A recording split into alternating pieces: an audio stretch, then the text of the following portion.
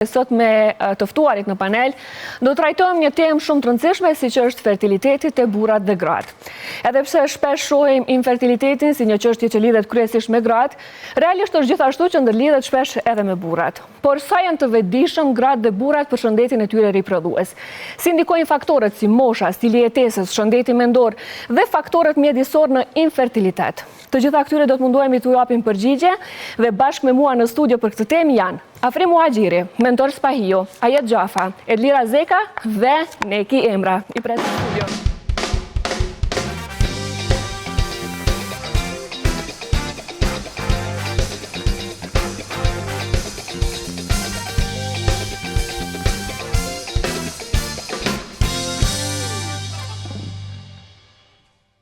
Faleminderit shumë që jeni sot bashkë me neve në studio.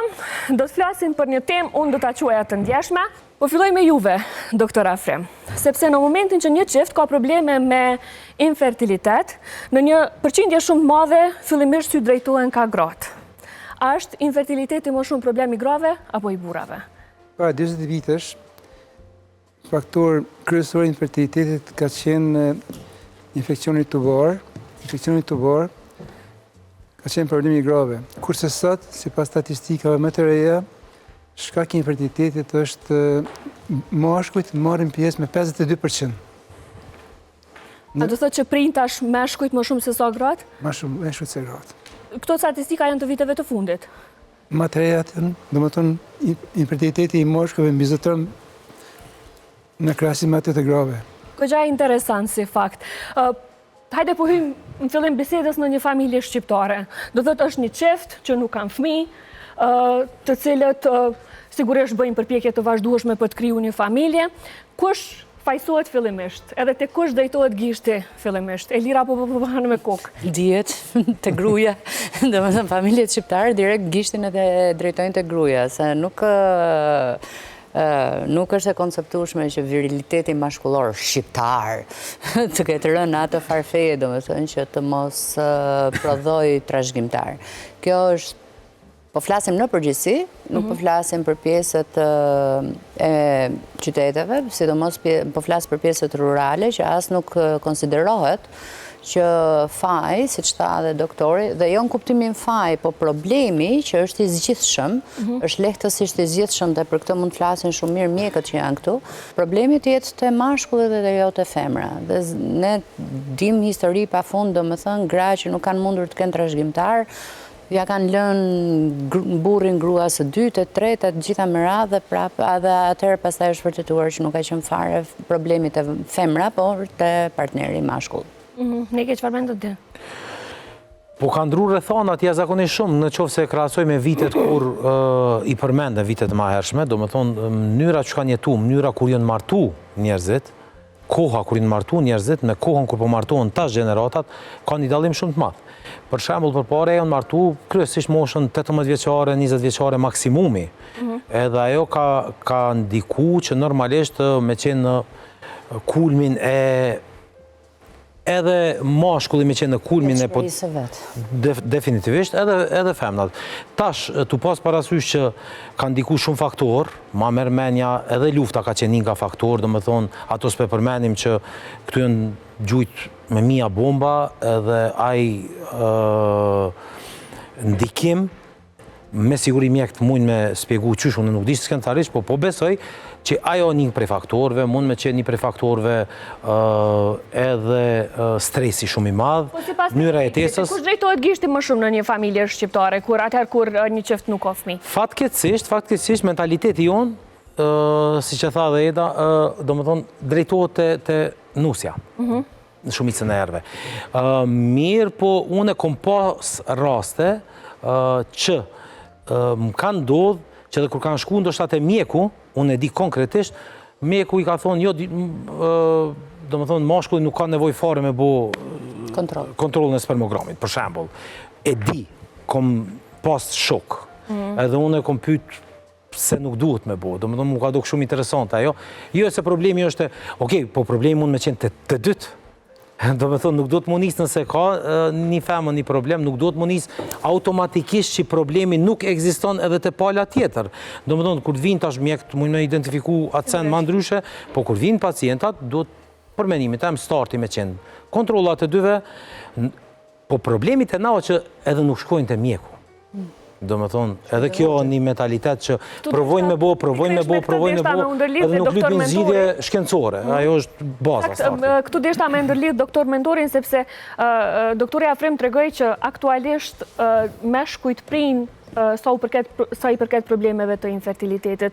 Po, a kanë fillu meshkujt kryesisht me u vedisu sa i përket kontroleve, apo ende vazhdojnë me qenë një lloj tabu teme në shoqërinë shqiptare? Do është ati shka me sqaru lidhe me këta që u thamë.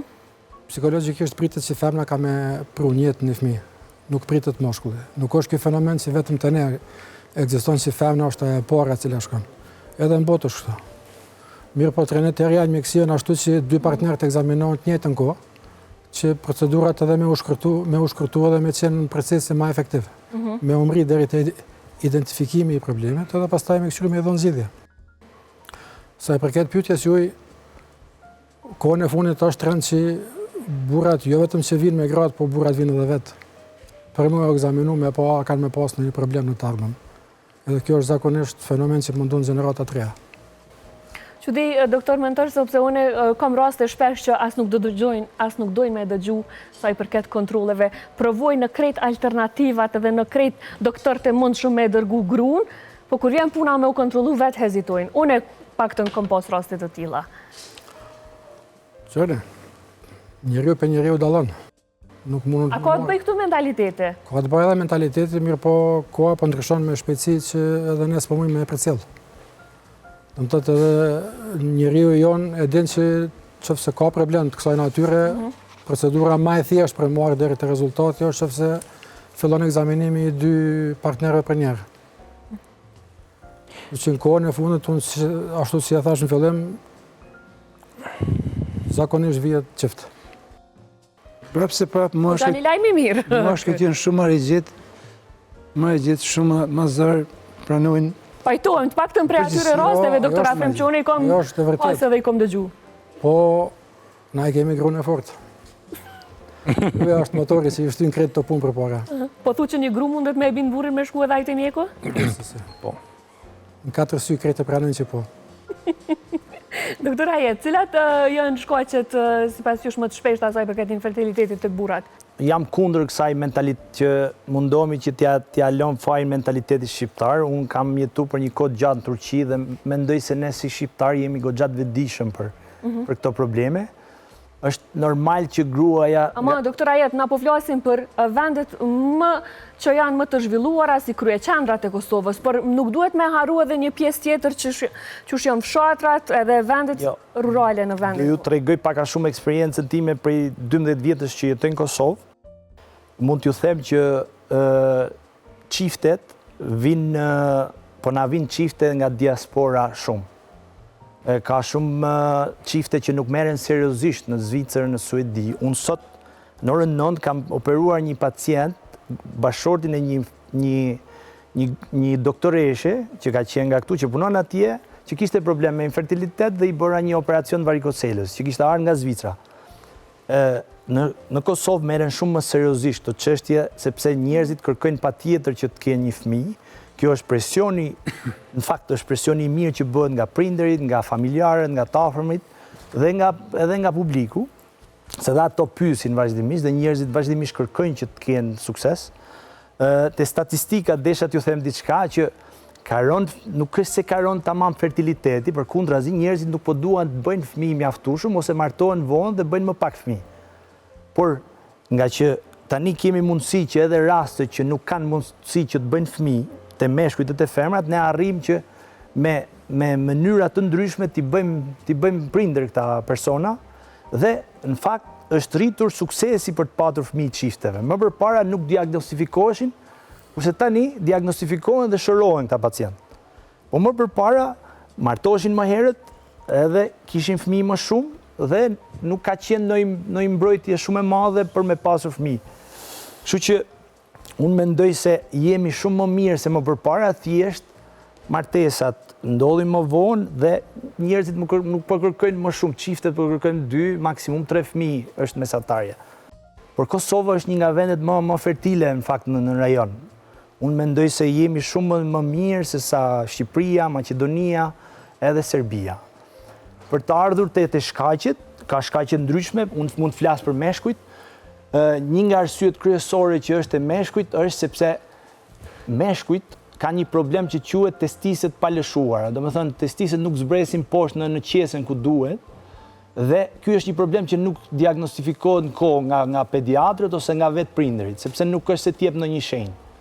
Do të thënë, ky është një nga problemet kryesore që ndodh te fëmijët e meshkujt, dhe të cilët nëse nuk zbriten testiset brenda një vitit parë, në të ardhmen kur këta pacient martohen, kanë problem me fertilitet, sepse testiset duhet të rrinë në qesen ku është, sepse temperatura aty për të zhvilluar në të ardhmen është 2 gradë, është më e ngrohtë që të mos kenë problem me zhvillimin e spermatozoidëve. Ky është shkaku kryesor. Shkaqet tjera janë probleme gjenetike, janë problemet e ndotjes ambientit, problemet e ushqimit që kanë ndryshuar shumë, ka pacient që kanë trauma, kanë infeksione ndryshme, ka pacient që marrin kemoterapi dhe kemoterapia ndikon negativisht te spermatozoidet, por kryesisht ndoshta mesazhi kryesor do ishte që çdo kush që lind një mashkull duhet patjetër që t'i kërkojë pediatrit ose urologu që të kontrollohen nga testiset. Nike, çush ndikon pritja e gjatë për të pasur një fëmijë tek çifti? Po tash unë kom pas ato në lëkurë, kom përjetu. Edhe 8 vjet na nuk kemi pas fëmijë. Sot është një problem, ndoshta që shumë njerëz i ndëgjojmë na, që kanë edhe dëshirë me pas. Unë kom pas disa debate sa i përket ligjit të ri që po dojnë me bo, që nuk lejohet ose lejohet, qoftë edhe donacionet e gjitha ato. Presioni që qeku doktori, presioni është jashtëzakonisht i madh te çiftet e reja prej familjeve të na për me pas fëmijë. Nëse ekziston një presion jashtëzakonisht i madh prej shoqënisë edhe prej familjeve edhe prej rrethit ku jeton, edhe në qoftë se dikush prej çifteve nuk ka zgjidhje, imagjinoni anën psikologjike të atij çifti. Ne realisht e kemi pas edhe një psikolog në kuadër të kësaj bisede, i cili fatkeqësisht kishte përjetuar rrezikje pikërisht sot, edhe ishte e pamundur me qenë këtu. Po, domethënë në aspektin psikologjik ai çift mas pari do të ketë probleme sigurt. Në aspektin tjetër ai çift mund të rrezikojë që të ndahen, për shkak presionit shumë të madh. Domethënë gjithmonë që e përmendëm, jo nusja nuk po bën, jo nusja nuk po bën, edhe i bojnë presion edhe djalit, ndoshta për me elon, për me marrë një tjetër. Domethënë ka lloj situata që këto situata te na është ndoshta me një dozë është normale mos më u kuptu prej masës, për shkak se na shumicën e kemi nër 18 vjeçare. Do më thonë, njerëzit që jetojnë në Kosovë, kryesisht llogaritën që janë 3 edhe deri në moshën 18 vjeçare, ai s'merr vesh kësi tema. Gjeneratat e vjetra, mbi 40-50, që temë nuk mund shumë me kuptu, për shkak se o temë jashtëzakonisht e re, se përpara, do më thonë, nuk u konë deri para 20 vjetë, s'ka mujt me bo fëmijë, s'ka mujt me bo fëmijë. Bile përpara kanë thonë, s'po mund me bo fëmijë gruaja parë, merre gruan e dytë. Edhe kanë majt 2 gra i ka majt. Nëse po gaboj diçka, kjo është që matë vjetrit e din si situata dhe kanë vazhdu që ashtu me ka 2 gra. Dim shumë raste. Mirë, po në këtë kohë, një pjesë e popullsisë, për shembull, mbi moshën 45-50 vjeçare, që nuk është në ngjarje në këtë temë, ata s'mujnë të kuptu pse s'duhet me bo fëmijë, edhe deri në moshën 20 vjeçare, 22 vjeçare, 25 vjeçare s'mujnë me kuptu si temë. Domethënë po metet një numër i vogël i njerëzve që në momentin që ti ballafaqohesh me këtë problem, atëherë kemi pas sa serioze ky problem. Për atë arsye mendoj që duhet më u bë sa më mediatike temat e tilla në mënyrë që të gjeneratat me qenë të vetëdijshëm për ato që ndodh. Kjo si temë nuk duhet ndoshta me qenë vetëm mediatike, sa duhet me qenë edhe edukative, normalisht edhe me u eduku edhe nëpër shkolla nga pak, mu tregu që mund me qenë problem. Unë po mendoj që gjeneratat e reja kanë problem, kanë edhe probleme tjera të cilat ndoshta mjek nuk i cekën, që një numër i madh i trive sot përdorin edhe lënë narkotike, që ato janë rrezik i jashtëzakonshëm, ndoshta doktori mund me verifiku në mënyrë shkencore, po mendoj që rrezik i jashtëzakonshëm. Unë kam pas një rast, një shok para shumë viteve, që ka pas problemin pikërisht prej asaj situate, që ka qenë, edhe do më tonë ka lloj tema që du më eduku vedisu mi thonë një triut për shembull, në qoftë se përdor ato lanë që mundesh me qenë i rrezikum nesër vetë ai fëmijë mos me pas ndoshta edhe fëmijë që ndoshta paktën më mundu mu ushqyma shëndetshëm ose mos me përdor këto gjëra të cilat e ndikojnë. Po kthejmë veç edhe njëherë tek aspekti personal, se po më intereson me ditë kush prej juve ka pas më shumë durim sa i përket pritjes për të pas fëmijë. Tash, na nisem në kom thonë edhe një herë tjetër që unë besoj në Zot shumë, mirë po besoj edhe në shkencë shumë. Të dyjat në duhet më ndërlidhën këtë rast, për femna o shumë e vështirë. Bomi shumë të sinqert, për shkak se emocionalisht femnat janë më të buta. Edhe çdo dalje e jonë prej ginekologut, ndoshta ka qenë me lot, prej bashkëshortës time. Po unë jam mundu gjithmonë me kuptu edhe me mbështet. Sa që ka pas edhe momente thojke që s'po bëhet, do më thonë, Jam lodh, jam lodh, ose thojke gjeje dikon tjetër. Për shembull, konë një prej fjalëve që unë nuk e kom pranu absolutisht, se unë e kam thonë edhe njerë, unë e grunë nuk e kom marrë për fabrikë fëmijëve, po e kom marrë se më ka pëlqy, edhe nëse Zoti ka dashme na qu, na kish qu. Edhe ashtu ndodhi. Fatmirësisht edhe i falenderojna Zotit. Por që nuk do me thonë veç që okej, Zotit i besoj e tash po presme. Nuk kemi lënë gur pa lëviz. Ne diskutova me doktor Afrimin para bisedës. Mirë, po unë po du s'mundesh me thonë veç po pres. Jo, po pres. Derisa shkenca ka avancu deri në këtë pikë. Në qatë nivel ka avancu që deri me një pikë maksimale, fatmirësisht kemi mjekët jashtëzakonisht mirë, edhe unë sot për shembull jam shumë falenderues se këtu se kemi kolegën doktor Fatosin që këtu, që kur i ka pru doktor mentorim do këtë ka qenë aty, bashkë në sala, keni qenë? Jo, mentori tjetër. A, ka qenë? Mentori jemi. Okej. Kanë qenë disa, po unë s'kom qenë kërkon djeqë. S'kom konë. Kështu që ai moment është i pa përshkrushëm kur vijnë fëmijët.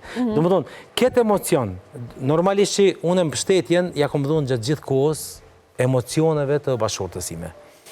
Burra do të me qenë shumë të kujdesshëm në krejt emocionet të cilat i kalon një femën në këtë fazë. Po, ai momenti i ardhjes një jetë, momenti i fëmijëve, duhet me qenë ai kulmi që duhet me kuptu të tjerët sa është e rëndësishme një qift me pas fëmijë edhe mi mbështet. Jo mi akuzu, jo mi thonë pse ti s'po bën fëmijë, jo çuni bëni me zor fëmijë, jo kush e ka problemi, nuk ka lidhje ku problemi. Me rëndësi jo kur e identifikon problemin me kërku zgjidhjen. Edhe zgjidhja sot në këtë zhvillim po besoj që mbi 90% gjindet. Për post një 10% që mund më gjemë, mbi 90% sot shkenca kam rinë që atë pikë që bohen me fëmijë njerëzit. Pajtohem. Mos ta upin besimi vënoj ata që përna këshyre.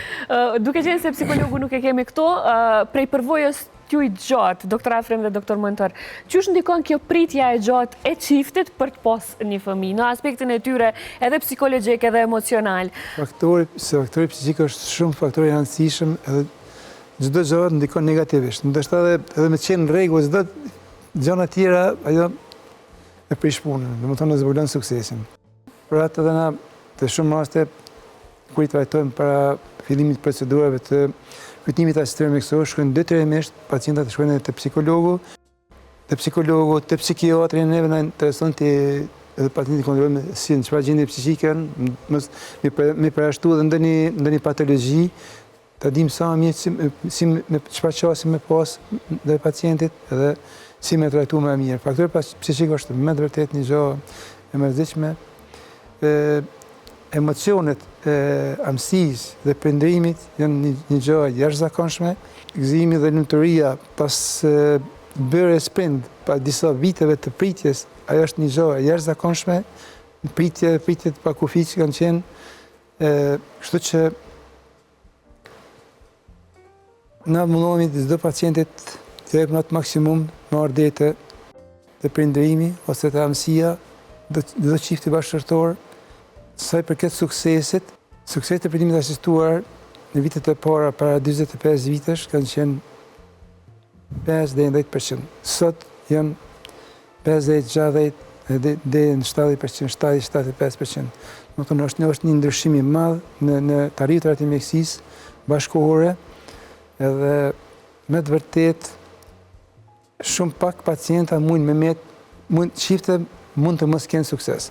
Ato në raste infertiliteti idiopatik, i thejmë, mos pjelluria idiopatike ku ka ato njerëz zakonisht rrolla. Shumica mund të kenë me pak fat mund të arrijnë atë çka kërkojnë. Të bëhen prind edhe normal edhe të shtohet nataliteti. Nataliteti sot është një rami të raponte të poshtë edhe numrat demografik janë të dispavarshëm në çdo shoqëri, në çdo shtet të Evropës janë probleme si një formë mërtoje, së shtaj.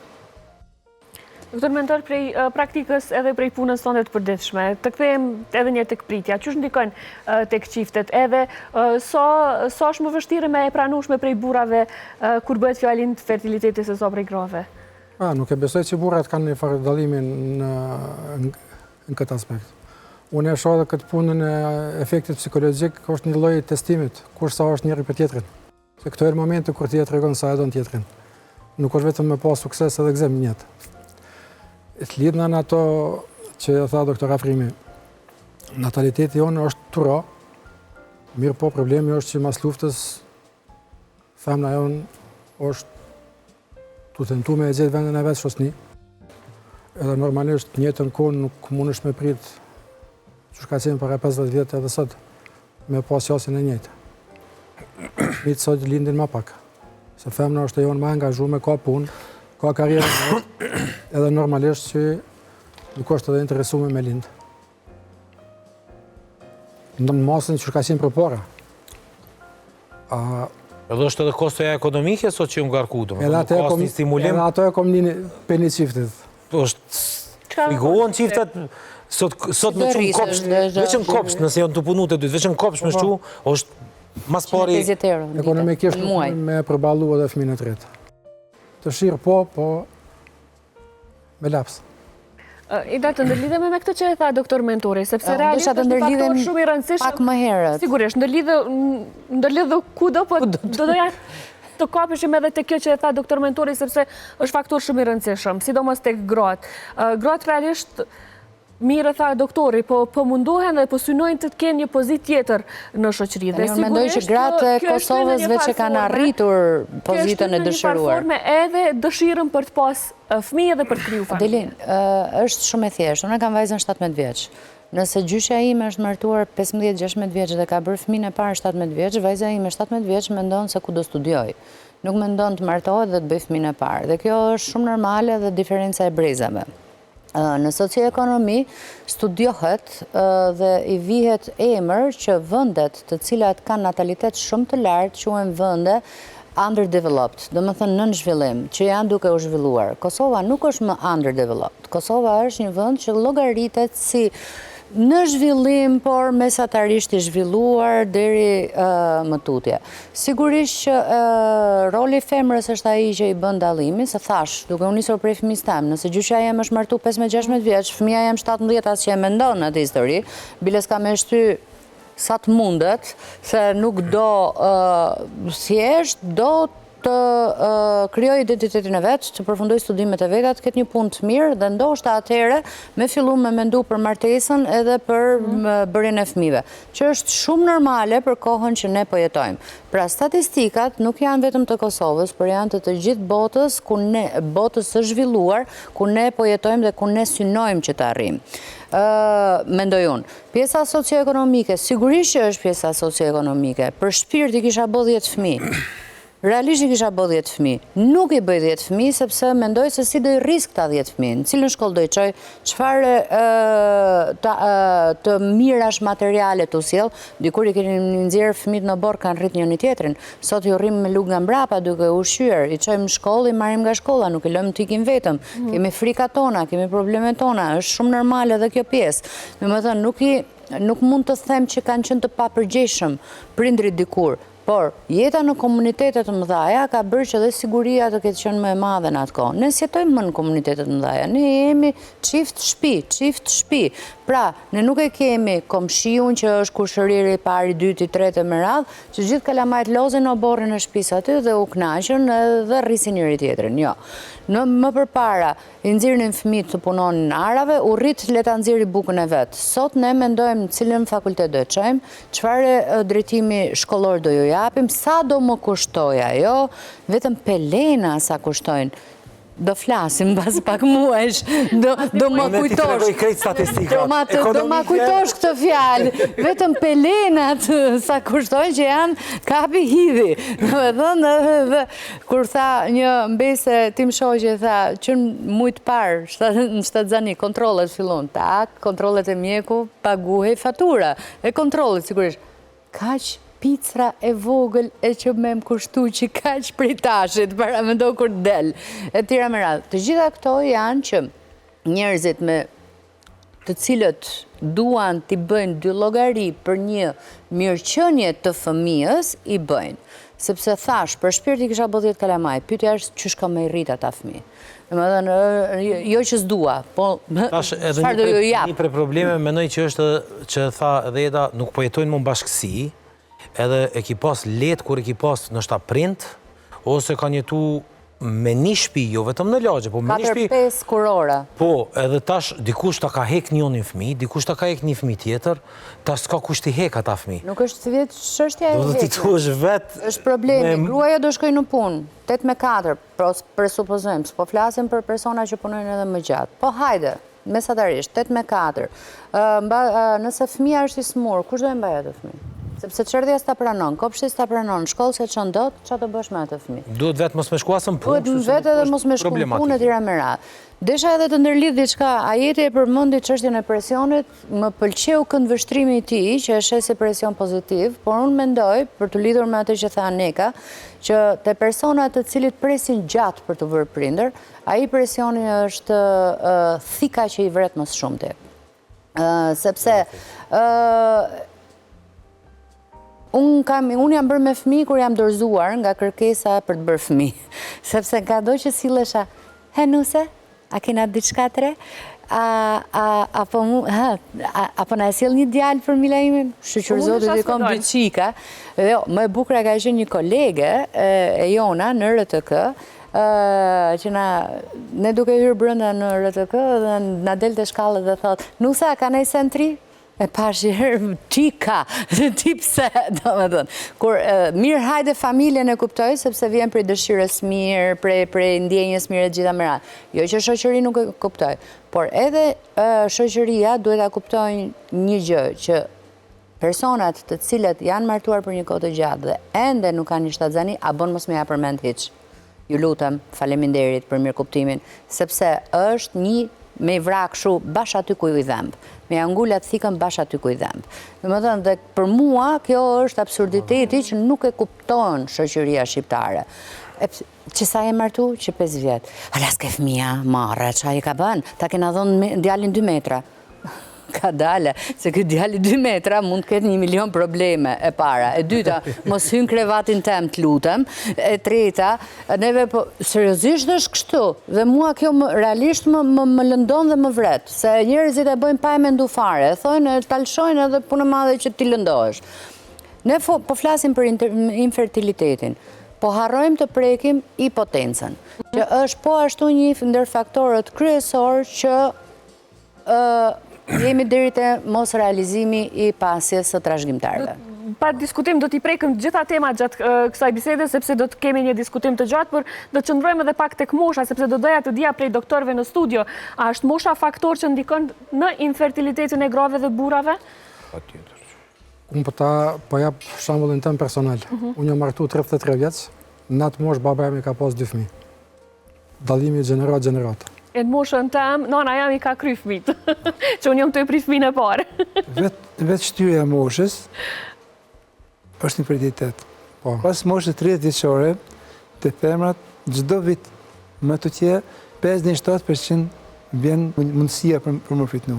Shkon të zboglu. Më thonë, këtë më rinë 20 ose 22 vite, atë shantet të mishë të azërë në dikun 5-10% shantet të suksesit janë. Edhe smundit, për shembull, smundja endometriozës, pas mos 30 vjeçare shkon të zhvillu më shumë, kush e ka, ose fibroidet, formacionet miomave, të cilat mund të zhvillojnë në mitër dhe të mund të shkaktojnë pengesa për me mujtë me mishë të azërë, ose për me mujtë me pas sukses shtazënia me të që, dhe më thonë rritet e përqindja e dështimeve rritet. Dhe nëse me shtazën, më thonë vetë shtyrja, që dhe mos kur kemi fjallën të femrat të cilat janë në propozita udhëheqëse, edhe për atë arsye sot preferohet që të bëhet rujtja e qelizave ose rujtja e embrioneve, në mënyrë që ajo kur ta përfundon karrierën, nëse të mbrin ato edhe pas planuri, pas moshës 35 vjeçare mund ato embrionet të ruajtura me metodat e kryepërsërimit të përdoren për shtazani dhe të planifikuar shtazania me vonë dikur. Nuk është vetëm çështja e karrierës, profesor. Kam përshtypjen që është pak edhe çështja e gjetjes së lëndës së parë, që është pak e vështirë kohët e fundit të biesh në njeriu e dur. Po për ato unë e përmenda do shta dhe... Mund mos jetë e martuar, ne përballemi gjithmonë më shumë me kolege dhe vajza të cilat preferojnë të mos martohen me secilin person që ju del përpara, derisa ta përzgjedhin personin që realisht ja u përmbush të gjithë kërkesat. Du me përmend këtu që mjek janë këtu. Biologjike e bën vetën. Absolutisht po. Jam dakord me pjesën e ruajtjes së qelizave embrionale deri në momentin e gjetjes së lëndës së parë. Edhe moshkujt e kanë një orë biologjike, edhe pse menohet që teorikisht moshkulli sa jeton prodhon spermatozoide, kvaliteti i prodhimit spermatozoideve të tij prej moshës 40 vjeç fillon me radhë. Bjen edhe numri edhe kvaliteti i spermatozoideve që i prodhon. Edhe automatikisht e bën procesin me shtazani matron. Kështu që nuk qëndron ajo që e kemi thonë përpara që gruaja ka... Deri në 70 vjetë të ishi buri bën fëmijë. Po çka prodhon? Aty është pyetja. Me prodhu prodhon, po çka? Uj. Ndonjëherë i them vetes që ndoshta para se të bëhet një martesë, është mirë që të bëjnë kontrolle edhe meshkujt edhe femrat te mjekët përkatës. Sepse... Në aspektin shkencor, po jo emocional. Nuk ta mu martu që duhen, nuk është patjetër, nuk është patjetër. është me pas jetën e lumtur. Po janë për shumë që shembull duhen eke dhe për hatër të fëmijëve, po shkurërzohemi për norme. Mirë po them kur martesën unë fal doktor që ndërhyra, martesën nuk e ndërlidhi unë me lindjen e fëmijëve, për mendimin tim. Sakt. Martesa është një akt që dy njerëz duhen me qenë të lumtur mes vete, e mandej procesi nëse i bjen fëmijët, faleminderit. Doktor Mentori, po të s'pas kanë qenë kur dashurum në rast që Po, që ta, për atë arsye, tash nëse kam probleme, nuk janë dashur bashkëtaman. Jam dakord me jetën deri te pika. Se tash ka nëse gruaja për shembull del që nuk mund me lind fëmijë, çfarë unë kam lon ato që dua, se lo. Po thoja diçka tjetër. Se marr një tjetër për shembull. Tani se doktori është endokrinolog, dhe janë disa meshkuj. Kërkoj falje se ndërhyna pak në aspektin emocional, jo shkencor. Është diçka shumë interesante që po bëjmë. Janë disa meshkuj për shembull që duket që kanë probleme gjenetike, që kanë mungesë të qimeve, kanë një pamje jo normale të gjenetike, që kanë probleme me hipogonadët, dhe këta pacient duken që në fillim që do kenë probleme me shtatzanin para martesës. Dhe jo vetëm kjo, po kanë probleme edhe në potencë përpara, sepse kanë probleme me humbje të dëshirës seksuale. Do të po kuptoj kjo ndërlidhet pak edhe me historinë familjare. Do me thonë, kjo është diçka gjenetike që duket pacienti mashkull që mund ta ketë këtë problem dhe në momentin që ti e din këtë gjë dhe shkon bën një martesë, vetëm për hir të opinionit ose për familjen, dhe ndërkohë që një femër, një vajzë e re nuk e din këtë gjë, është pak problem. Unë nuk po futem te ana emocionale. Këtë kom qartë. Jo, nuk po them te ana që du të martohesh për të bërë fëmijë. Përkundrazi, martesa është diçka gjesh, person e dur. Për të thënë një fjali të fundit, është problemi tani është që kemi shumë llojshmëri. Kemi media sociale që ti duke pa më shumë, ti vazhdimisht mendon se do gjesh dikë më të mirë.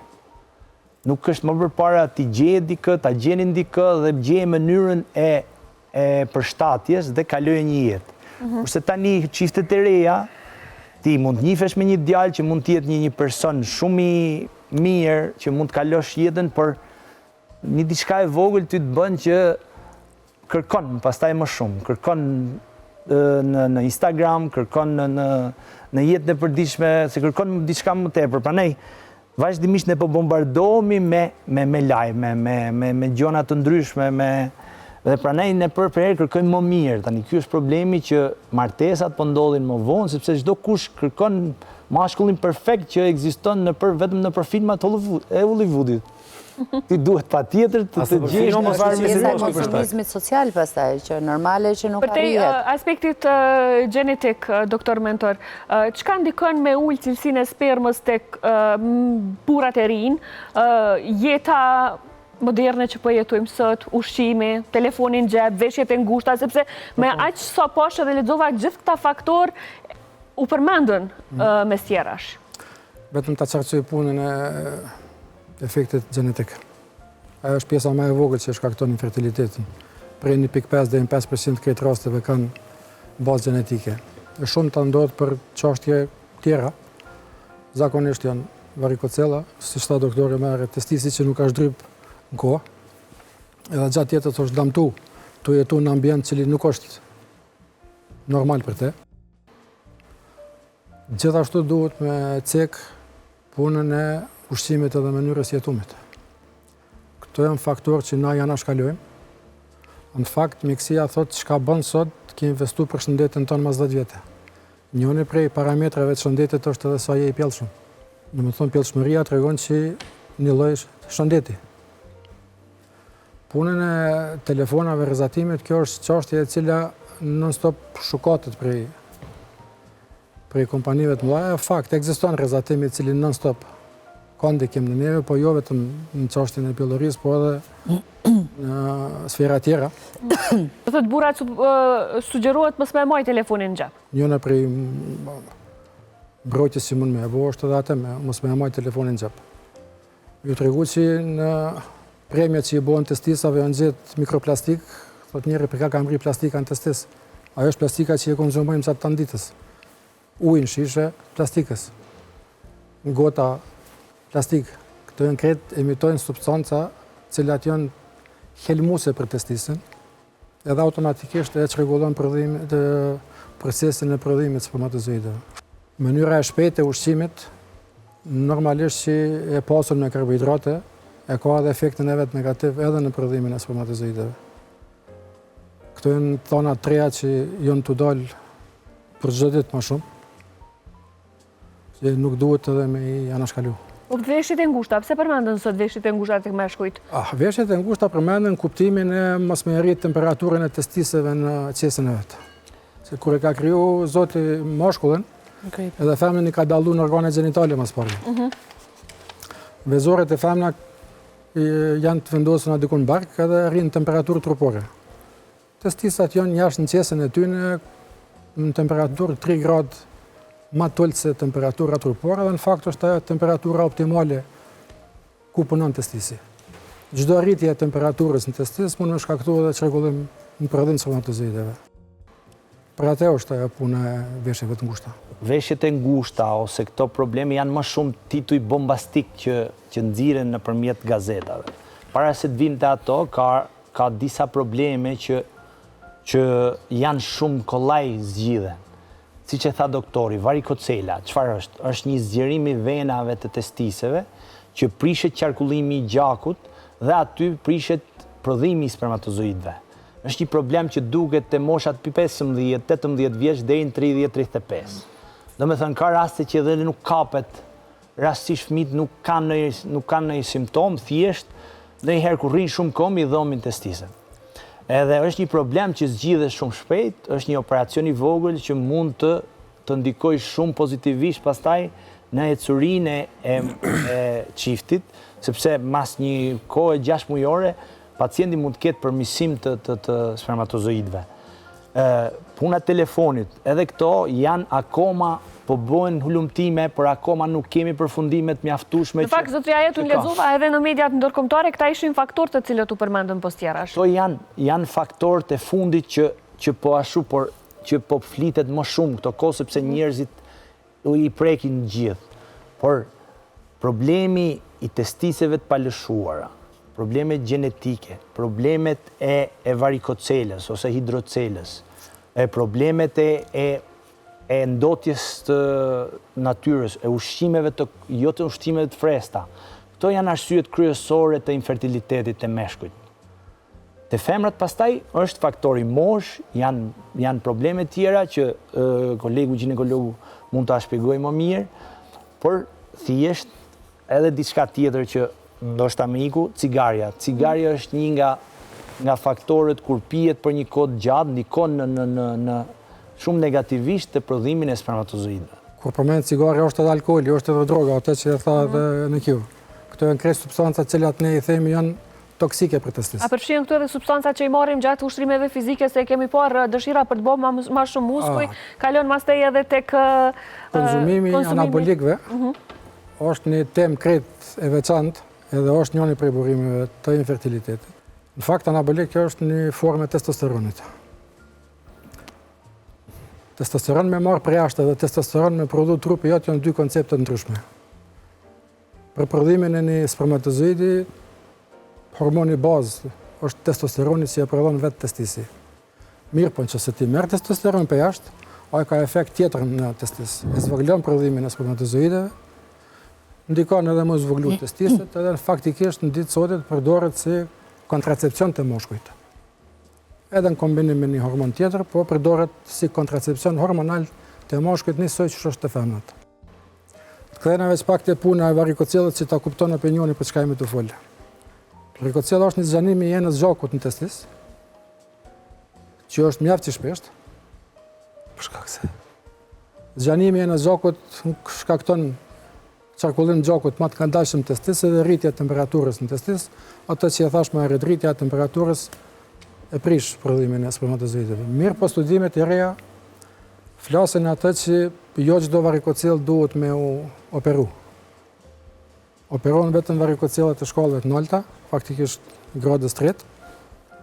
Aty mund më prit përmirësimi i kualitetit të spermatozoideve. Sepse kur është bërë matja sa ka ndiku në shtatzanin të gruaja mas operimit varikocellës, nuk ka pas ndonjë dallim shumë të madh. Edhe është temë shumë e debatueshme puna e varikocellës në andrologji. Po, a mundet një burr me pas nivelin shumë të ulët të spermës edhe prap me shpresu për fëmijë të tij biologjik? Mundet, por nuk është vetëm numri për cilin flasim na kur lexohet në spermogram. Spermogrami ka Me fitim artificial bën. Imi asistuar gjithmonë bën. Fitim artificial mjekësor bën. Po, pyetja ke për në mënyrë për fëmijë natyror. Natyrale është vështirë. Është më e vështirë, po nuk është misioni i pamundur. Nuk mund thuhesh që dikush që i ka numrin e ulët nuk ka shanse, po i ka shanset e ulta. Përpara kemi thonë që numri është kryesori, po është njëri për faktorëve. Po problemi është çka kanë to. Edhe lëvizshmëria atyne? Po, lëvizshmëria që njëri që i ka provu, forma atyne, normalisht këtë të ndikojnë. Doktori tha diçka për testosteronin, të gjitha ata që bëjnë muskuj, që marrin anabolik nga jashtë, mund të duken shumë mirë me muskuj, por çfarë kanë bë? E kanë ndalu që të prodhohet testosteron nga brenda. Dhe duke ndalu këtë punë, ndikohet edhe spermatogjeneza. Prandaj ti mund të dashurohesh me një djalë që është me muskuj, po për fat keq, ai në një spermogram mund ta ketë goxha të ulur. Ti mundi me rrit barkun sa doni? Ti mund të rrisësh muskujt, por barku e prish. Mos bëni muskuj shumë. Jo çdo gjë që bën nga jashtë është e mirë, sepse trupi prodhon. Qofse ti merr nga jashtë, thotë okay, s'pas ke nevojë unë me prodhu, ti po e merr këtë gjë nga jashtë dhe ndalon pastaj spermatogjeneza dhe kur shkon dhe forta është se pacienti dhe mashkulli e ndjen veten mirë. Thotë unë nuk po shkoj te mjeku sepse ndihem mirë. Por në fakt, spermogrami i tij është shumë dobët, është ulët dhe kjo ka qenë arsye kryesore që s'kam patur fëmijë. Adelin, më lejo edhe një fakt po du me cek, që ndoshta nuk është shumë në nivel të madh, po sot unë e di, kam pas një farë rasti, një e njohshme që me gabimet të mjekëve, do më thonë kam ka situata që për një endometrioz për shembull, kam bën një intervenim edhe e kanë dëmtu komplet ambientin, mjekët me siguri e din ma sakta, komplet për me prodhu që Eliza Ves. Edhe ajo ka shkaktu, do me thonë, që ajo vajzë që e njoh, ajo vajzë ka pas mandej për shkak të një intervenimi që nështë ka mujtë me një terapi ose diçka, po e kanë marrë me një spital, spja që se emnin, edhe du të me intervenu për me heq që ka bo probleme të ma vonshme. Nëse ti e heq diçka edhe i dëmton komplet diçka për rreth, ajo nuk mund me prodhu ma ato që Elizat vesë. Do më thonë, këto raste nuk e di sa janë të shpeshta. Që ku është eksperti. Mirë po, duhet mu kujdes, jo vetëm për me regullu diçka, me prish diçka tjetër, po mundu me majt një farë balanci, që e di konkretisht për një person, tash kjo është shkencore shumë. Doktor Afrimi mundet me na shpjegu qysh pse është ajo. Ka raste shumë tjetër. Endometrioza është sëmundje inflamatore, mund të jetë edhe sëmundje autoimune, ekzistojnë shumë teori, mirë po diçka konkrete nuk ka. Janë bërë hulumtime të jashtëzakonshme, tash sot bëhen hulumtime në nivel të biologjisë molekulare për endometriozën, të mundu me zbulu me gjetë marker të cilët do ta zbulojnë sa më herët. Ai mund të fillojë që nga mosha 15 vjeçare të vajzat e reja, do një 5 deri në 7 vjet për mu zbulu se është. Trajtimi i endometriozës nuk është i suksesshëm 100%. Problemi të endometrioza është se ajo të din me damtu organet e riprodhuese, din me damtu dhe organet për rreth edhe zorët, edhe sa i përket operimit, ajo operacionet që kryen të reagimit endometriozës rezultojnë me sukses të madh me shtazani. Po janë dy rryma, pro dhe kontra. Shumë ginekologë sot thonë që zbanë një operu, për arsye se zbulohet rezerva e vezoreve, tjerë banë një operu, nëse operohet në mënyrë profesionale, ruhet edhe rezervat e vezoreve, edhe ka sukses, madhej na kemi rreth të kur është larguar endometrioza dhe me një kamet në shtatzon në mënyrë natyrale. Ka lloj bornash të cilat e pranojnë zhvillimin e saj, po ajo është e keqja se në 30 deri në 40% të rasteve din të përsëritet. Bashkë kjo endometrioza bashkë aty të infertilitetin në moshën e shtyr është edhe për planifikimi e shtatzanisë në moshë të shtyr shoqërohet shumë me zhvillim me përparimin e endometriozës, se shumë femra kanë endometriozë nuk e dinë se e kanë atë. Edhe ajo është një pengesë e madhe është për sa i përket fertilitetit, s'po them infertilitet, po fertilitetit dhe krijimit të familje, pasja fëmijë dhe krijimi i familjes. Mungesa informacionit e da në krejt këto tema që po flasim, sa ndikon në mënyrën se si trajtohen këto tema, veçanërisht për anën e burrave? Unë në fillim u surprizova për mirë me atë që tha doktor mentori, që meshkujt po vinë edhe vetëm. Dhe realisht më bëhet qefi shumë, sepse kjo është pjesë e edukatës, edukatës normale njerëzore, që ti të mos parit marrësh vesh me ai në rregull me trupin tënd, para se të vësh gishtin të tjerët. Dhe jam dakord me atë që tha Jeti, që para martesës është mirë që secili nga ne të bëj një kontroll total vetës të gjitha dhe me marrë vesh ku jemi, si jemi, pse jemi, dhe jo vetëm para martesës, kisha thënë, po para çfarë do lloj etape të jetës që ka njeriu. Se është çështje edukate dhe kulture që të kujdesesh për veten tënde nga ana shëndetësore. Është shumë e vështirë nëse flasim për pjesën e informacionit, sepse në përgjithësi këto janë edhe tema hash tabu. Nuk fliten dhe kur fliten mundohen gjithmonë duke filluar që nga edukata seksuale që duhet bërë në shkolla në kushte normale. Ky është mashkulli, kjo është femra, kjo funksionon kështu, ky funksionon kështu. Është shumë normale dhe të mos mbetet bara vetëm të prindrit, ose prindrit të cilët nuk e kanë guximin të flasin haptas me fëmijët e vet, ja lënë barrën e edukatës seksuale vetëm një mini kapitulli në biologji në klasën e 8, ku e diun kur është. Domethënë, gjëra duhen folur. Dhe sa më shumë të fliten, aq më shumë humbet kurioziteti për të bërë gjëra të ndaluara.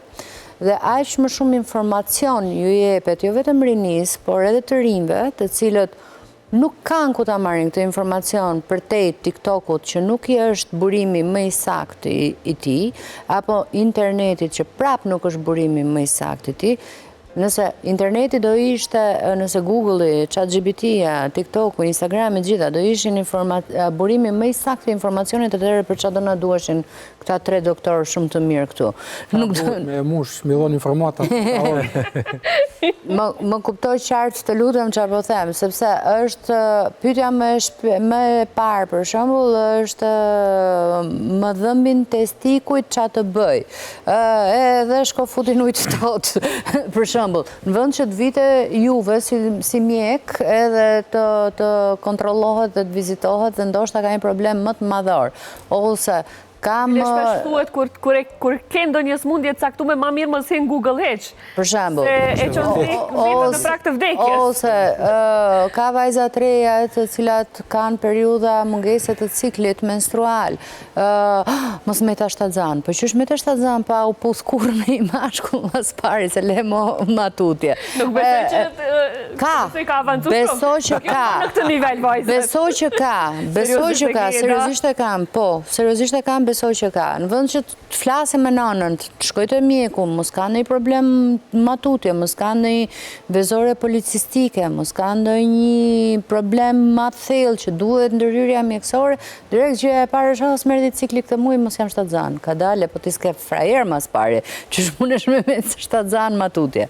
E tjera me radhë. Mund të ketë frere, nuk e di fare të tjerët edhe rrethi. Ose nuk e di fare se si bëhet cikli riprodhues, nuk kanë informata fare për edukatën e tyre seksuale, se si të ruhen, se si të mos transmetojnë sëmundje seksualisht të transmetueshme të njëri tjetri, të cilat po ashtu janë pasoja në të ardhmen për një shtatzani. Çfarë tha doktori në fillim?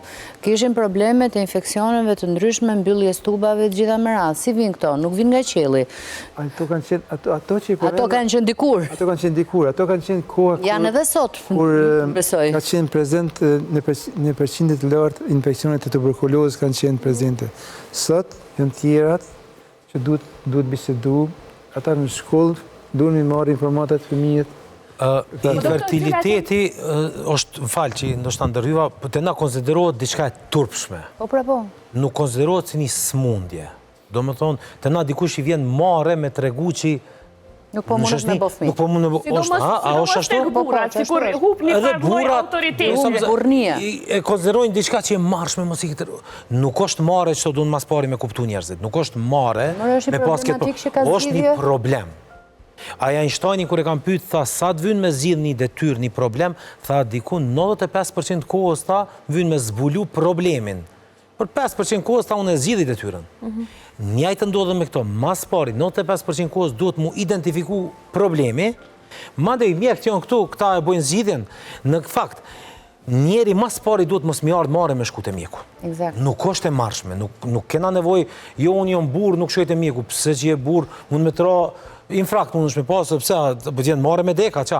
Do me thonë, nuk është e turpshme me shku te mjeku. Edhe kjo një lloj smundjeve që është normale, që shfaqet për shumë arsye, nuk do me thonë që i ka rrat dikujt një smundje e tillë, pe quj smundje, se është një lloj smundjes, edhe ka faj ajo gru ose ai burr, nuk kam faj ata. Ata kam pas nështë qatë fat keq, po shkenca ka avancu tepër shumë, edhe mendimën e mjekëve sot mundesh më po fëmijë, normalisht përfundim jo. Unë prapë edhe mjekëve i thash fillim përfundimi jo gjithmonë kupa është Zoti, se këta dhe me IVF e bon krejt edhe thojnë 50% ka sukses, 50% pjalojmë dorë Zotit. A është ashtu, doktor? 50% mirë po e bin deri në fazën e fundit ku e kalojnë krejt. Janë disa kupi. 50% është. A është ashtu, doktor? Doktor, jo. Kështu që nuk është turpshme, mendoj në aspektin shoqëror duhet ta ekim mas pari atë turpin. Testat bazike që duhet me i bo një grua dhe një burr për me ditë një farë forme a ka probleme me fertilitet apo jo. Cilat janë, doktor, të gratë, testet bazike që duhet me u bo? Zakonisht anamneza është kryesorja kur vjen pacienti, në bazë të anamnezës fitojmë shumë dhana, pas të bëjmë ekzaminime tjera mes ultrazonit, analizat hormonale, edhe na shumë shpejt mund me gjetë dhe shkaktorët. Rastet të ralla në ato raste, dhe tash 30% shkaqet mos mbetesh shtatzonjën të femrat, 30% të mashkujt, një 20% janë edhe të mashkujt dhe të femrat, një 20% tjetër dhe 20% tjetër janë rastet idiopatike, kur të dy partnerët janë krejtësisht normal me u gjindet shkoku. Ja, po normal, në një anamnezë të detajuar, me egzaminime, analizat laboratorike, me testet hormonale, me egzaminimet me ultrazo, shumë shpejt mundet. Në rast kur nuk bojnë ato, atë vjen egzaminimi endoskopik, që është një arritur shumë e madhe sot mjekësi, ku me endoskopi, nëse gjitha janë normale, atëherë bëjnë egzaminimet endoskopike. 30% të shkaqeve të mos mbetjen shtatzon, fshenë brenda në hapësirën abdominale. Ato shkaqe me metoda tjera nuk mund të shihen, por vetëm me endoskopi mund të zgjidhen. Sot endoskopia ka ecë shumë përpara edhe shumë probleme zgjidhen përmes ndihmës së endoskopisë. As me fekundim të asistituar nuk ka nevojë as fekundim të asistituar mjekësor, por me endoskopi ka mundësi mu zgjidh edhe pastaj me ardhë deri shtazania në mënyrë natyrale. Na gjithmonë luftojmë prapë japim përparësi të çdo çift bashkëtorë, gjithmonë shkojmë e kemi atë orientimin na drejtim që gjithnit së pari të jepet mundësia për shtazaninë natyrale. Në fund e mbrapa me shtazania artificiale se frytimi asistuar mjekësor. A janë këtu disa edhe tek burrat apo ndryshojnë? Te burrat ndryshojnë. Kur ne brenda një viti, një çift nuk ka fëmijë, kjo është koha që du të drejtohen femrat e ginekologu, mashkullit e urologu. Dhe te meshkujt fillimisht, ta masimore... Sepse një vetë duhet me provu pa asistim ka shumë, kjo është koha që nuk është nevoja që të bëjnë testet pa nevojshme. Se një nga problemet që ka mjekësia sot është që futen, bëjnë testet pa nevojshme dhe krijojnë një farë mundit pa nevojshëm dhe ti nuk merresh me gjonat kryesore. Mbas një viti, meshkujt vinë te urologu, pasi ti e merr historinë, mos ka ndonjë përdorim të ilaçeve, cigare, narkotikëve, a ka patur një operacion kur ka qenë i vogël, a ka patur një infekcion më hershëm, e egzaminon mundesh të diagnostifikosh shumë probleme. Këto gjë e përforcon diagnozën me një ultratingull të testiseve, ose në qoftë se ka ndonjë problem tjetër hormonal, zakonisht kërkojmë ndihmën e endokrinologut që mund të bëjë teste të tjera, dhe patjetër që ajo që duhet bëhet testi kryesor me e pa një mashkull është bëhet spermogrami. Për të thënë një fjali te pse nuk vinë meshkujt. Meshkujt mendojnë se çdo mashkull infertil në fakt ka dhe problem me potencë. Çdo kush që s'ka fëmijë mendojnë se ka problem me bë edhe marrëdhënie seksuale. Nuk janë dy gjëra komplet të ndryshme. Ata mund të bëjnë marrëdhënie seksuale, po thjesht spermatozoidet nuk janë ato që prodhon mashkulli. Ai ka ato që duhet, por brenda nuk ka qeliza për shtatzani. Prandaj kjo është dhe një nga arsye që meshkujt mendojnë sepse nuk janë meshkuj mjaftueshëm dhe nuk duan të japin opinione të gabuara për familjen ose për ju bie burrnia pra. Bra, mendojnë sepse ky nuk është i Zoti as për gruan e vet, ndërkohë që ato kanë një marrëdhënie normale, por në fakt vetëm nuk kanë sukses. Mirë po, edhe mos edukimi, doktor, mos edukimi ka shumë të ri. Unë e mojnë mend vetën, kur i kom pas një 18-19 vjet, unë nuk e kom ditë që mrena mujit femna duhet me pas disa ditë në të cilat ka ovulim. Nuk e kom ditë. Se më koni ri, ajo shumë rëndësi, sot dikush mund të bëjë bashkë në ditët kur nuk e ka evolumin, bën ditën e parë, ditën e dytë, ditën e... Nuk e din që në 13, në 14, nëse kur do që janë, doktorat në ta tregojnë, ato duhet gjeneratat e reja me kuptu se mund më martu ti mund me bo në ditë kur nuk ka qelizat vetë, nuk janë aktive, ti bon sa të dush. S'ka evoluacion dhe ti s'un kapët ajo. Kështu që edhe atë jo shkon me shkollim, jo me doktora, po në shkollë do të mi tregu në shta para se me kalu të evoluacioni, doktori mentor ta bëjnë një qartësim si androlog në lidhje me punën e egzaminimit të mashkullit. E vërtet është që seni i parë që duhet më botin e mashkull është më marrë anamneza si duhet. Ndërsa egzaminimi bazë të çdo mashkull është spermogrami kur flitet për fertilitet. Një spermogram ma i dop nuk do me thonë që mashkulli ka problem. Për atë gjithmonë përsëritet mas një muaj spermogrami i dytë Varet pak nëse nuk gabojmë edhe prej intensitetit të jetës në periudhë të caktuar, Edhe spermogrami ka një lloj sezonaliteti gjatë vitit. Për atë e përmendi doktori vitin. Spermogrami është më i fortë ndimën, pranverë dhe vjeshtë është mesatarisht i fortë nësa më i dobët është verës. Kjo lidhet me prodhimin e testosteronit, si hormonit bazë që mundson prodhimin e spermatozoideve. Qofse spermogrami nuk është në rregull, atëherë vazhdohet me procedura tjera shtesë, ku janë analizat hormonale, ekzamenimet radiologjike, derisa të gjendet shkaku. Në spermogram ideal, për me bo një mashkull, duhet me pas 3 ditë abstenim. Do thotë mos me pas marrëdhënie seksuale ose masturbim.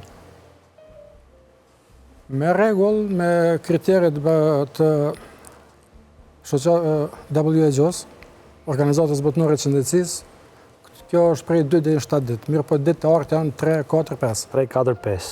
Ditë të arta.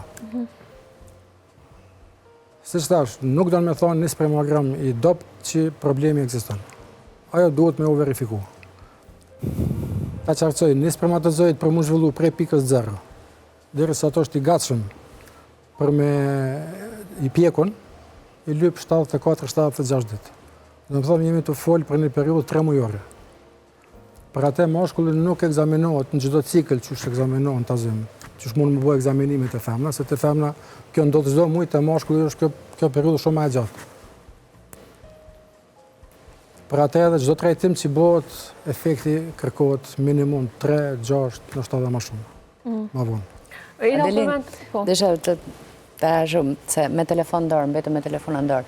Unë jam profesoresh fakultet dhe zakonisht në për kolokjume dhe në për provime, të gjithë studentat i ulen telefonit sipër. Dhe ta lidh pak me rezatimin që folëm më parë. E shoh si proces që i ulen telefonit sipër edhe gjithmonë ju them, ju lutem, hiqini telefonat nga ndënjësit tuaja, sepse ju pengojnë në riprodhimin e shëndetshëm seksual në të ardhmen. Dhe kjo është për t'ju dhënë sinjal që po e shoh që po kopjoni, hiqe telefonin. Po dhe ruje vlat ka pak, se nesër do me pas. Jo, veç joni ma ka ftoft, sa profe dhe unë i kom kry fëmin. S'ko më nevoj. Po, Adelin që piti dëshë. Përmend shpesh kjo ideja e burnis, atëherë kur një burë mund t'jetë infertil. Sa ndikon kjo në aspektin kulturor që na jemi zhvillu si shoqni? Po është ajo që tha Jetin, zakonisht do më thënë mendojnë, ose aspekti psikologjik në përgjithësi shoqërisë është shkoklani as fëmis po mundet me bo, po mundet kur gjo me bo. Apo den, nëse flasim në gjuhën se si flitet zakonisht, por kjo jo do mos doshmërisht, do të thot që nuk mund të jetë ende s'ka trashëgimtar, kjo nuk do të thot fare, do më thënë që është seksualisht jo aktiv. Por prap se prap doja të thoja të pjesën tjetër, do më thënë që pak ose as pak sot po flitet për hipotencën mashkullore, e cila po ashtu është rritur paralelisht me infertilitetin. Dhe për këtë profesorët munden me na sjaru më mirë. Po normalisht mashkulli nështrohet precisit plakjes. Çështja e ereksionit është po flasim për çështjet moshave të reja, të hershme, prof. Po. Me çështjen e shëndetit të anëve të gjakut. Disfunksioni erektil është simptom, nuk është sëmundje. Ajo vetë tregon që anët e gjakut kanë një farë lloj problemi në krejt organizmin, jo vetëm në organin gjenital. Në fakt, statistikisht mendohet që shehet e para të disfunksionit erektil paralajmërojnë dikurreth 25 muaj më herët incidentin kardiovaskular, do të thotë shansën me pas problem me zemër. Mund me qenë edhe njëna prej shkaqeve të para të sëmundjes së sheqerit, diabetit, pa u ekzaminu gjëra të tjera. Zakonisht që lidhet me çështjen e moshës. Mas shpesh ti mund më lajmëru në moshën 45, fillon më lajmëru në moshën 45 vjeçare. Po flasim për disfunksionin erektil që vjen si pasojë organike, do të thonë damtimet e anëve të gjakut. Ndërsa disfunksioni erektil i moshave më të hershme zakonisht është me psikogjen.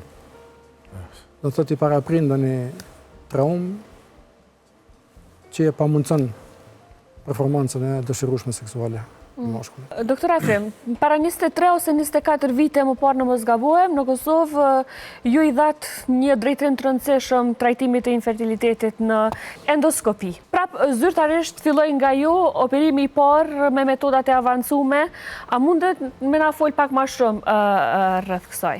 Endoskopia në Kosovë ka fillu shumë më herët më përdor, mirë po e ka qenë vetëm diagnostike. Qysh para luftës, plani im, ideja ime ka qenë si me fillu edhe në Kosovë. Kur kam qenë specialist në Zagreb, kom po përdorimin e endoskopisë, mirë po atje me tregu të vërtetën na kemi menduar se kur të kthehemi në Kosovë kemi më marrë vetëm me lindje dhe asgjë tjetër. Mirë po ndërkohë kom pasur ato me të vërtetë të nevojshme, në mënyrë që shumë operacione mos të kryen më me hapje, me prerje të barkut, po me 3-4 shpumje, edhe është ato janë metoda minimale, invazive, ku përfiton pacienti, ka përfitime të jashtëzakonshme, pse më prej barku nevojë dhe pa nevojë.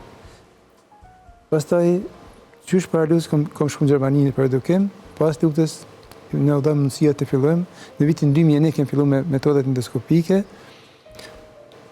në ginekologji, edhe normal ne kemi ato i përdorim edhe për probleme tjera, por kryesore ka qenë trajtimi i fertilitetit.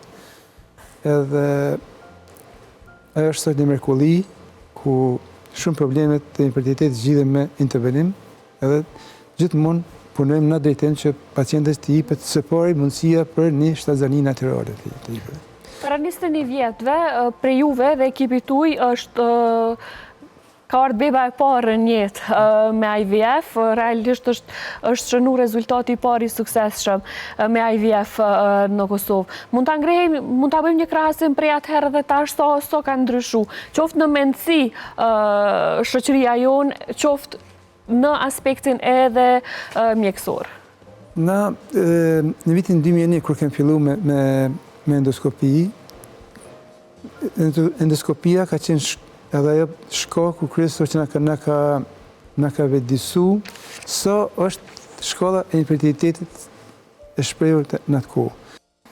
Endoskopinë kem fillu me kolegun nga Gjermania, Dr. Thomas Gerhardt, i cili një vit a dy para kur e kom njoftu, e ka shpreh dëshirën, ka thonë kompleton një shtyllën e laparoskopisë, unë do të vi të një mëj pa kur pra interesi material. Dhe në atë mënyrë kem fillu, e kem publiku në atë kohë për në media, dhe gjenë fillun doktori, intervenimet kam qenë falas, edhe në atë mënyrë kem fillu, edhe pse kem punu privat, na kem punu falas për ato intervenime kem fillu. Në atë moment kem pas se sa është shkolla e vërtet e infertilitetit. Me njerë, pas një vit i gjysë, kom shku në Gjermani, me kolegun tim, Dr. Efrem Kotori, kemi shku për edukim në Münster, në një institut për i prodhim njerëzor, i cili është qendër referente e organizatave botërore shëndetësore, edhe me njerë mandej, mas disa mujve edukimi kemi fillu me fekundim artificial. Fati ynë ka qenë që qysh në grupin e parë të pacientëve ta kemi edhe shtatzanin e parë. Edhe kështu me 5 shkurt të vitit 2004 ka lind beba parë, ai ka qenë beba parë në Trojë shqiptare, beba Tiranës është 4 muaj më re se sa beba e Kosovës. Edhe ajo ka qenë një moment i veçantë. Po mund bëjmë një lloj krahasimi prej atëherë dhe tash? Prej atëherë dhe tash.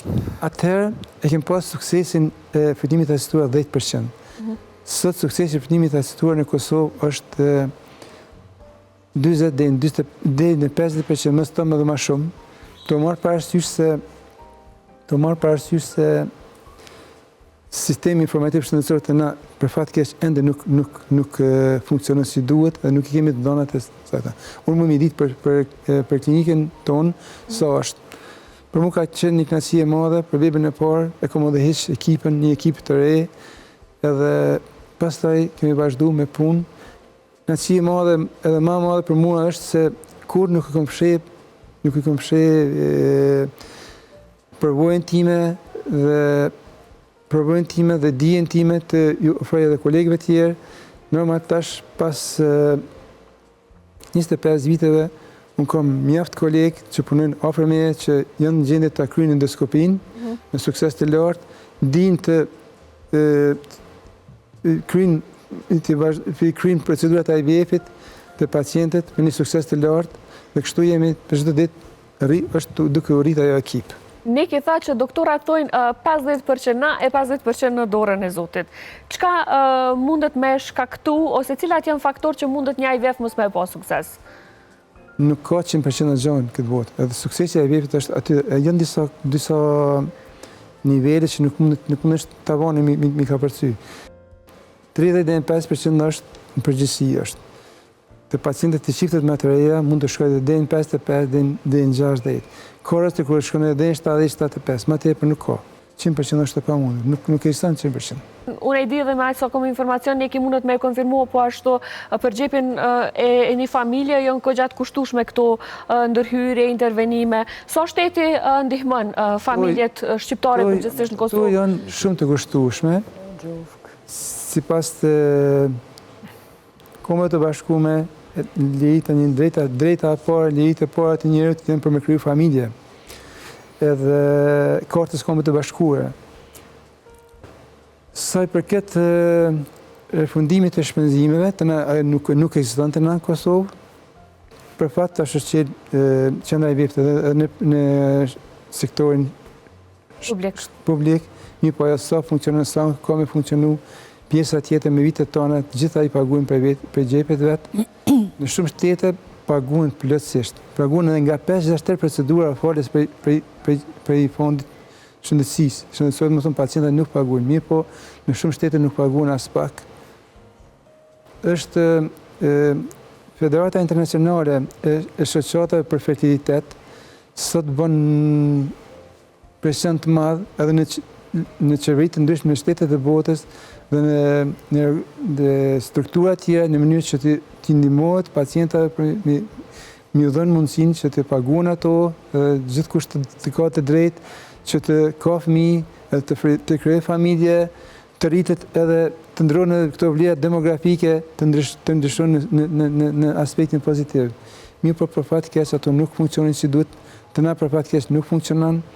Unë çak më ka me lezu tash në kohë të fundit se për shembull në Taiwan nuk e paguan shteti, mirë po kanë marrë vendim që prej taksave të dohanit, më thonë taksave që importohet dohani, ato parë të taksave të jepen çifteve të cilat nuk kanë fëmijë, dhe më thonë që paguajnë shpenzimet e infertilitetit, që është një mënyrë jashtëzakonisht e mirë, jashtëzakonisht mirë menduar që në mënyrë që çdo qytet bashkëtorë të ketë fëmijë. Këtu për shembull, në aspektin politik, domethënë demografik, na tham kemi rrëmje të jashtëzakonshme, me që trend në 50 vjet e ardhshme as 700.000 banor s'mujmë me met.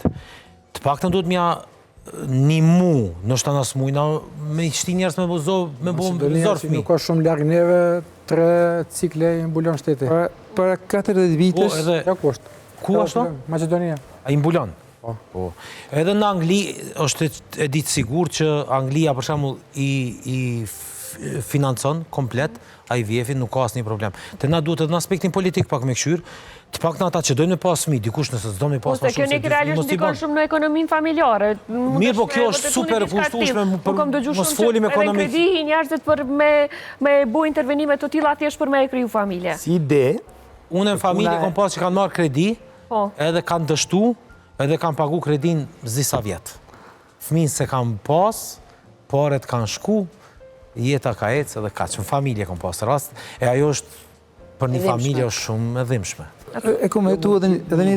Më falë, kjo puna e duhanit mund tjetë për shembull që gjobat që u vendosen këtyne restoranteve që pinë duhan brenda, që ndikohen edhe fëmijët, edhe ata që nuk pinë duhan, me gjobat atyne mund të shkojnë drejt pacientit që s'kanë infertilitet. Çdo gjë që është e dëmshme për shëndetin, duhet ta ketë një aksis shtesë për të mirën e shoqërisë.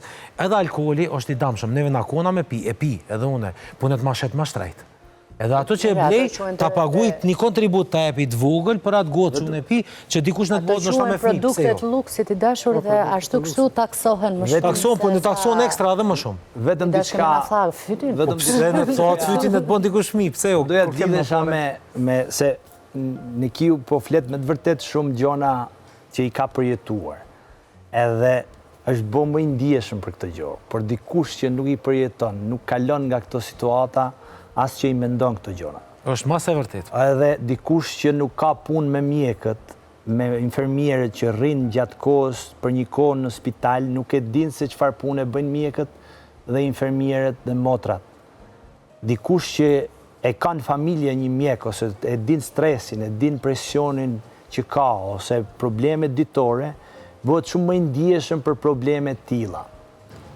Shumica kjo është një temë që po flitet shumë pak mund ta keni bërë, për tema ditore që flitet politika, fliten çdo ditë.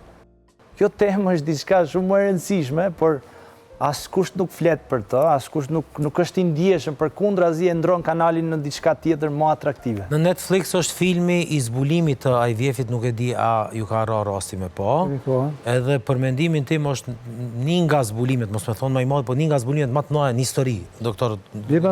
Kom po filmin edhe në fund filmit, sinqerisht po them, unë e kam qajt. Për këtë atë emocion që mu ka shkaktu prej atij zbulimi që ka buaj. Pikërisht për Beba me IVF është një nga 15 mrekullit e shekullit e kaluar. Arritura e krijimit të bebës është një nga 15 mrekullit që kanë ndodhur në shekullin e kaluar. Mirë, po gjithë atë angazhim edhe mentaliteti edhe evropian, për shkak të fesë, aq shumë kishte qenë kundër. Sikur se ta Shqipi dëgjojmë do IVF-in që pe kundërshtojnë. Apo Strosteniki ka thonë nuk bëj IVF se së shmija jam, deri në këtë pikë ka qenë për ato edhe ajo është një çështje që na duhet të folë edhe i pa informu popullin e jonë. Ata ajo ekip, Robert Edwards, Patrick Steptoe dhe ata të nesërmen kur është anku kisha, ata kanë nuk punë, i kanë shupi, ata kanë ndarë për punës.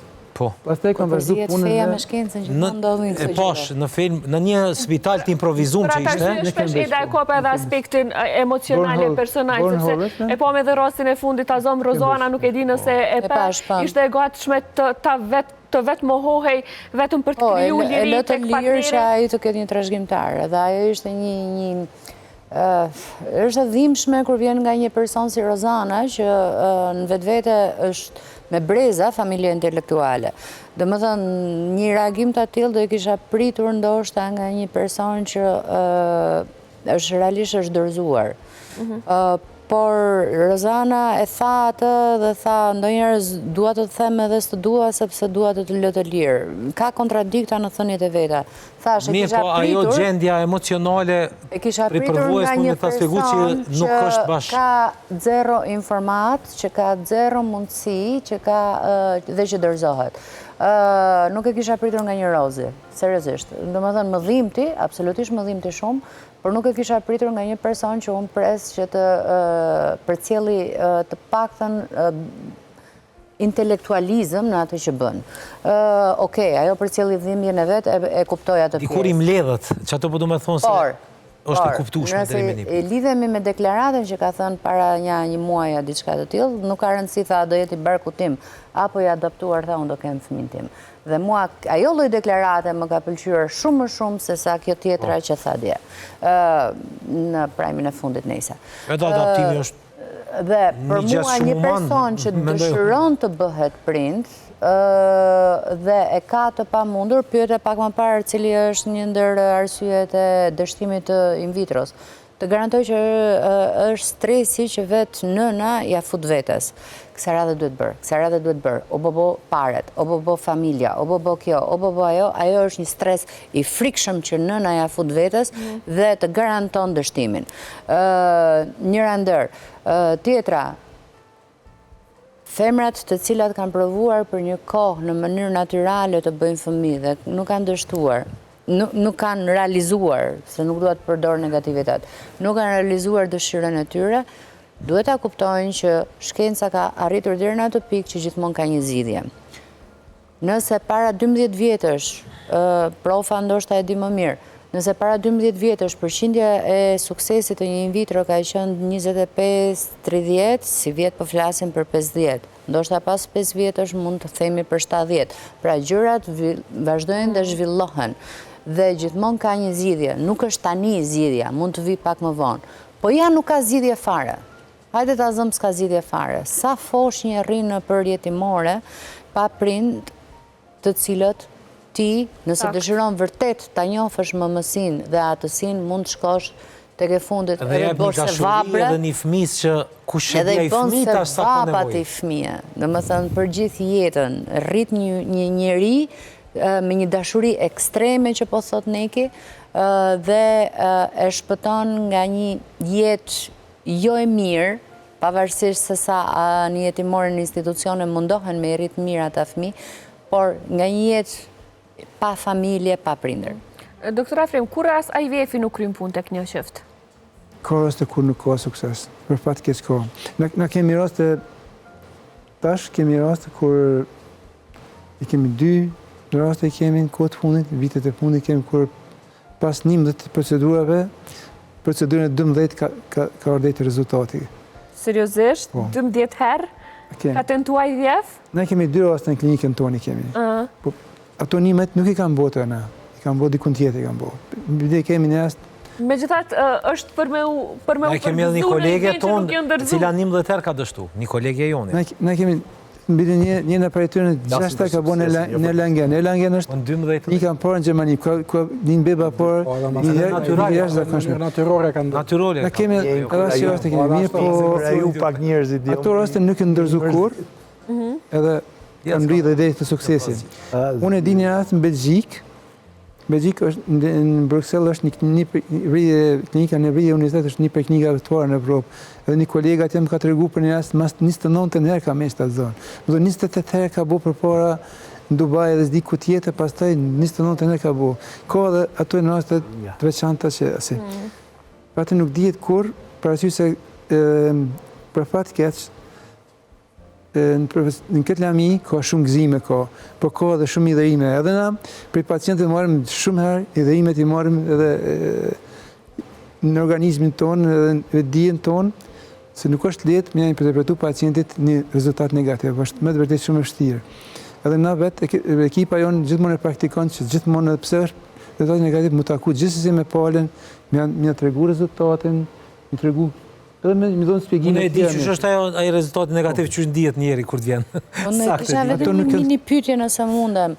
Deri sa herë lejohet trupi një femre të ketë in vitro? Ndërhyrje, se nuk është procedurë e lehtë. Marrja e hormoneve, marrja e vezëve, implantimi. Është procedurë shumë e rëndë. Është shumë dana që mundin hormonet me ndikua dhe negativisht nëse merren dozat nuk ka mirë, po ti nuk mundesh me kufizu pacientin, nëse pacienti vjen thotë mundu mi bë këtë, nuk ka si. Vetëm janë kufizime shëndetësore, mjekësore, nëse s'ka qeliza ose ka ndonjë arsye mjekësore ne themi s'bën edhe ndërpen. Ose mosha ndërpen se nuk ka sukses. Po ka edhe raste kur dështa me thonë se kur s'kan sukses ato të riqen vetë edhe më nuk do me provu me atë. Na kem pas rast kur kemi kthy gati me dhunë kemi kthy. Ktheu edhe një herë provu edhe ka pas sukses. Edhe ato kanë qenë shumë të ndryshme se kanë dikush tjetër për më mri deri aty. Po është prap fat, nuk dihet kur, nuk ka rregulla të caktuara strikte. Ja parashiku dikuj. Sot dëm kur e mendon që njerëzit kaq shumë vujnë për me pas një fëmijë, në anën tjetër ka të tjerë që kanë fëmijë dhe thjesht nuk përkujdesen për ta edhe i lën në rrugë hera herës. Është këshilla për fund, doktor mentor. U martu ma 3. E kriju familje. Sa e halat. Ç'mja bo më martu ma herët për me imri krejt tani? Do të me bo balans. Me tentu me bo faktikisht balans. Edhe me punu edhe me kriju familje. Shumë e saktë. Doktora Jet? Çdo shtyjmje ka problemin mbrapa. Ka problemet e veta, definitivisht. Unë desha të tregoj pak edhe tek ta pacient, për shembull që nuk kanë që u bë spermogram dhe u del që nuk ka spermatozoide, quhen azospermik. Ka raste që këta pacient mbahen në një kohë zgjatet koha me trajtime bimore, jo ke infekcion, jo ke mund të humbin shumë kohë nga kjo. Një pacient që është azospermik, që s'ka fëmijë, gjoja që duhet bëhet është që të merret material nga vendi ku prodhohet spermatozoidi. Është një ndërhyrje që quhet mikrotese dhe nuk është ndërhyrje e vështirë, domethënë problemet janë minimale që mund t'i kenë, por ti duhet marrësh material nga të dy anët e testisë, nga vendet ndryshme dhe këtë gjë duhet ta bësh në mikroskop. Që ti të marrësh vend, ta shohësh vendin ku është më i mirë që të kesh më shumë shanse për gjetur. Kjo mund bëhet mbi 2 deri në 3 herë, varësisht nga gjendja e testiseve të pacientit, edhe duhet kesh një embriolog të mirë që materialin që e merr me njëherë të shihet dhe nëse gjendet diçka me njëherë të bëhet ngjizja me in vitro. Një nga gjërat kryesore që duhet bëhet kjo është, por nëse ti nuk gjen, është mirë që të merret biopsi dhe ty të shihet ky pacient a ka nevojë ta përsërisë këtë procedurë apo jo në të ardhmen. Kjo është pak a shumë ajo që çdo pacient që nuk ka spermatozoide në analizë nuk duhet që të ndalojë të kërkuarit, duhet patjetër të bëjë konsult me urologun. Kur nuk ka spermatozoide, detyrimisht duhet bëhen teste gjenetike. Ato e përcaktojnë eventualisht suksesin, a do të ka teste ose jo. Ka çrregullime të cilat dihet para se me e bë, që nuk do të ketë sukses. Faktikisht, mashkulli nuk ka nevojë me u traumatizu me intervenim, kur dihet që nuk ka absolutisht rezultate. Çdo kush që ka më pak se 5 milion numrin e spermës do t'i bëhet një kontroll gjenetik, sepse mund të ketë një smundje gjenetike, edhe mund të ketë një problem në DNA-n e spermatozoidëve. Duke pa këtë gjë ti vendos a ke nevojë me bë mikrotese apo jo. Me thënë, është një punë e përbashkët midis ginekologut, urologut, endokrinologut dhe embriologës. Andrologu mirët. Edhe kjo është një nga gjërat. Unë për vete se ka dhe diçka. Në vendin ku kam specializuar, ka qenë pjesë e urologjisë, pjesë andrologjike, sepse këtu andrologjin po e bëjnë mjek që nuk janë ekspert për këtë gjë dhe po shkojnë, po bëjnë konsulta dhe pacientin vazhdimisht po e mbajnë me analiza, me teste, ndërkohë s'kanë të drejtë të bëjnë mikrotese, sepse nuk janë kirurg. Andrologu është ai që mirret me çështjen e pjellshmërisë mashkullit. Normalisht vendosen indikacionet kur duhet bëhet intervenimi kirurgjik. Po pikëspari evaluimi duhet më bëhet për gjitha aspekteve, jo vetëm urologjik. Jo tash ta hap si informacion mos të përfundon pa përfundim kjo ideja e çështjes andrologut ose urologut. E qartë, faleminderit shumë gjithë dhe që sot keni qenë pjesë e kësaj bisede. Le të besoj njerëzit që bëhet edhe bëhet. Mos ta upin aspektin njerëzor, mos t'i japim stres njerëzve që na kanë shiqur deri tash. Me këtë, me besimin që mund të bëhet. Ti në fakt je një nga shembull që ndodh kjo gjë pas një kohe shumë gjatë dhe Pak nasa, diçka që nuk është shkencore, muj me thonë, është njerëzore, njeri pak a shumë edhe duhet me pas një besim të thellë në diçka, në një proces të cilin po ju. Energjia. Energjia, edhe ajo, energjia mirë nuk shkruan kërkon. Besoni edhe mbështetni njëri tjetrin çiftet, edhe bëhet. Mbështetuni në njëri tjetrin dhe në dashurinë e njëri tjetrit. Faleminderit shumë edhe një herë.